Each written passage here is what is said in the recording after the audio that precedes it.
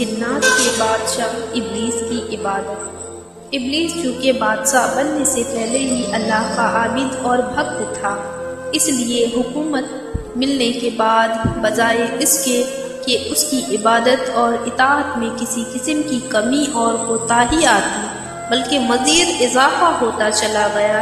عبادت کے ساتھ ساتھ حکومت کے فرائض کو ابلیس کس طرح انجام دیتا تھا، تاریخ میں اس کی کیفیت کی خبر نہیں ملتی۔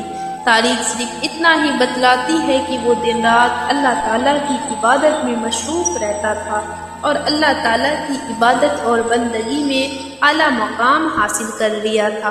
تاریخ یہ بھی بتلاتی ہے کہ اس نے زمین کا کوئی ایسا حصہ نہیں چھوڑا تھا کہ جہاں پر خدا کے نام کا سجدہ نہ کیا ہو۔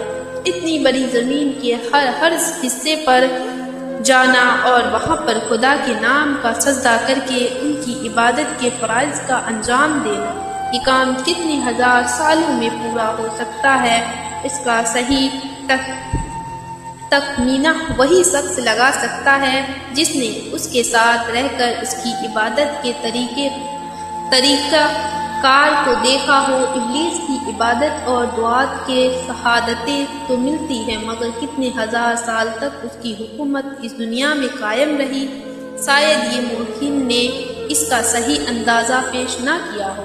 اس لیے جب کوئی مورخین اس کی تاریخ پر کوئی کتاب لکھے گا تو یہی لکھ سکتا ہے کہ اس دنیا میں اس کی ہزاروں سال تک حکومت رہی ہے۔